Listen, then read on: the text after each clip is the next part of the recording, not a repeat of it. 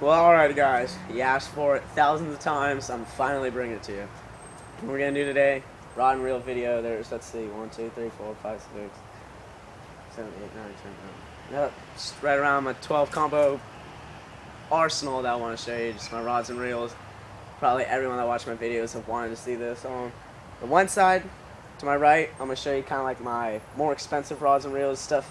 If you see me at a tournament fishing as a co-angler or something, those are the rods you'll see me bring. And these over here are just the ones set aside. Not that they suck. They just, I don't use them as much. So I just kind of organized them out. So we'll start here. I'm just going to start with 2 spinning rods, then we'll move on from that. This first one here is a Shimano Sahara. That's 12-pound Trilene fluorocarbon. The only 2 lines I use, Berkeley Trilene Big Game Mono and Berkeley 100% fluorocarbon. I'll use spider thread braid and suffix too, but monofilaments and the power lines are totally different, braid and stuff. But fluorocarbons and monos definitely with the Trilene. Again, Shimano Sahara. This is the 3000 FD size spinning reel, and it's sitting on a Bass Pro Shops Carbon Light. Love these rods. These are, I mean, if you're looking around to spend $100 on a rod, you can't go wrong with a Carbon Light. It's a 7-foot medium heavy. I use it for light Texas rigs, like a little 1/8 ounce weight, sitting on a wide gap, stuff like trick worms, light Texas rig worms, stuff like that. I'll use this rod for. It's really great for it. So I'll just lean it over here. The next spinning reel I have, spinning combo, is the Fluger President, and this has got 8-pound fluorocarbon. What am I doing with 8-pound fluorocarbon in Florida? A lot of them may ask. You know, it's drop shotting. This is my drop shotting combo. I love throwing a drop shot, although I don't have one rigged up on this. It's just bare line. It's just, you know, it's a great technique throwing on rocky shore cover, a slope off dock lines or whatever, into canals, mouth of canals. Produce a lot of fish and put a lot of fish in the boat. And 8-pound fluoro is just the visibility, no stretch. I mean, it's got so much, you know, sensitivity factor that comes into that line. Again, Fluger President sitting on the Fluger President rod, 6.6 medium. So it's a very sensitive tip and very forgiving to get a nice solid hook set on the drop shots. And then the next one, a lot of this stuff I win too between tournaments. And this one I won here, or I didn't win this one, but I got this from one of my buddies. It's a Bass Pro Shops Extreme combo. It's the 7-foot medium heavy, nice solid meat stick with an extreme reel, 6/4 to 1. I put 50-pound spider thread micro braid on there. I just throw frogs and whatnot on it. And it's really what I use it for. I set it aside for top waters, so you know, sparse cover with frogs and whatnot. Next one is the 7'2" medium heavy Tor Grigsby rod from Quantum. Awesome rod, very light and very sensitive. It's got Bass Pro Shops tournament qualifier on there. Most underrated reel. Most underrated reel. By the way, now that I look at it, I'm a righty. So when I'm fishing, it's to the right. It looks like the left. I'm not a lefty the way the camera's facing. I'm not a lefty. I use my right hand. It's dumb. But yeah, awesome rod. I use this for Carolina rigging. It's a medium heavy, but it's got a pretty forgiving tip on it. So you can really set up on Carolina rigs and not really miss a lot of fish on it. Sick rod. Very sick. I got Quantum products like half off for a couple months. And so I picked up that rod for Christmas. And that qualifier casts so far. I got 20-pound suffix braid with the fluorocarbon built in. You know, it's the sinking braid.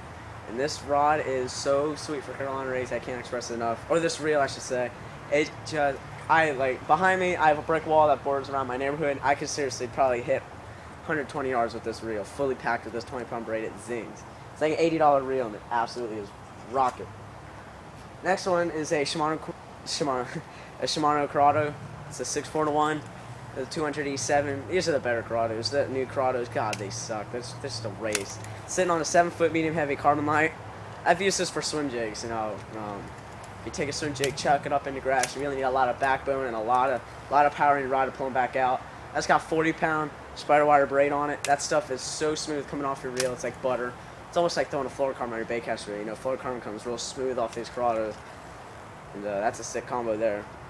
And by the way, this is a micro guide carbon light, not the normal size.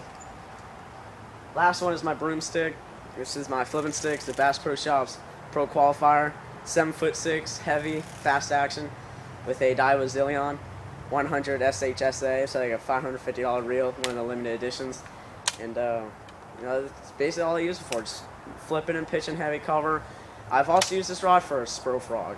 when the bite is kind of, when you know you have it, can get fish up shallow, take a spro frog and chuck it up into real matted grass and eelgrass and whatnot. If you can pull that spro frog right through that matted grass, I mean, you've got so much power in this rod, you don't ever miss fish. You know? This rod gets a lot of play on Lake Toho around here, East Lake Toho, stuff like that. John's Lake, all that stuff. And over here, these are my Rolls Royce. These are my Rolls Royce collection of rods. There's probably around $1,700 in rods sitting here, maybe even more. But who knows? Who cares? We're gonna get on to showing them. First one here is a Loomis GL2. This rod is so sweet. This is the 7'1" medium heavy. This is the jig worm rod.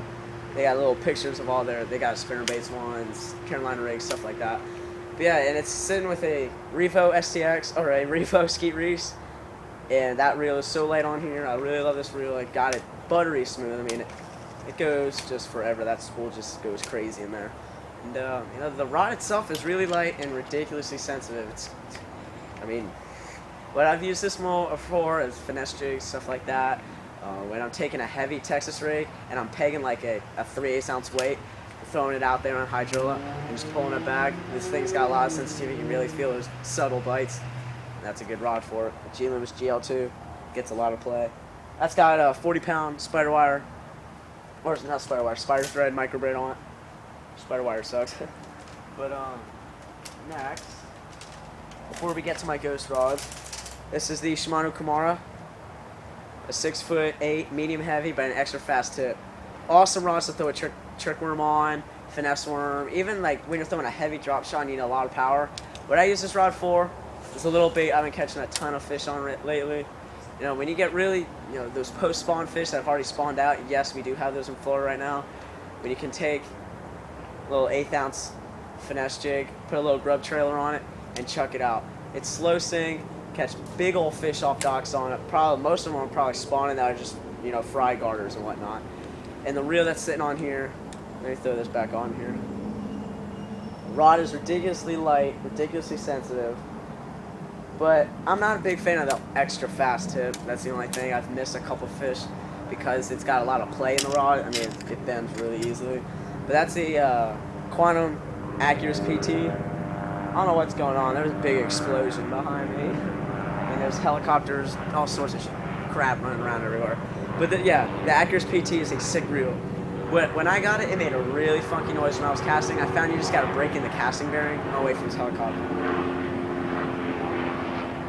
Just flying over everywhere. You got to break in the casting bearing.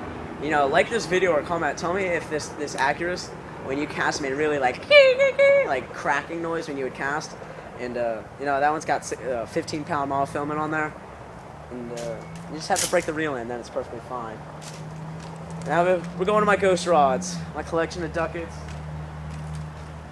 I love these things. Anyone that knows me knows me for my duckets. The first one is a 6'9" medium heavy Shimano Curado, 15-pound Berkeley Charlie Big Game Mono. Use this awesome all-purpose rod. Really nothing I don't really throw on this right here. Just a great all-purpose rod. Only thing with the duckets, you know, you do have the micro guide technology, and that, you know, the guides aren't built the best. They could be better for the good as the company is. They just kind of break and chip. Next, I won this reel or got this reel again. I didn't buy this one. It's the Bill Garcia Silver Max. Not a great reel. I don't like it personally. I hate it. It's not in my range of reels I'd like to be in. But I got a new rod, and this one was just laying around in its box, so I tore it off, threw it on. It's got 15-pound Berkeley Trilene, and I use this one for flukes a lot. It's a 7-foot medium heavy. Schooling fish, you know, it's a great rod. Soft plastic jerkbaits like my Twitch and Chads and stuff like that. Awesome rod and reel to be throwing it with. The duckets are just so sensitive, and they set up so nice. And then the next one, you know, these are the new prototype line. It's not Cajun. I don't really like the red just because it tricks people, but it's a KVD reel on a 6'6" ducket. I use it for shallow diving cranks and whatnot. And then the next is another 6'9", just another all-purpose with a Quantum Energy PT reel on there. The energy is so sick, just zings. The 6'9", this rod gets used probably the most out of all of them. Great multi-purpose. So, you know, guys, those are just all my rods and reels. If you have any questions on them, you know, just leave me a comment. This video's been trying to come out forever now. It's 10 minutes long. It should be longer. I wish I had more time to explain it. I gotta go. Camera's running out of film, so peace, y'all.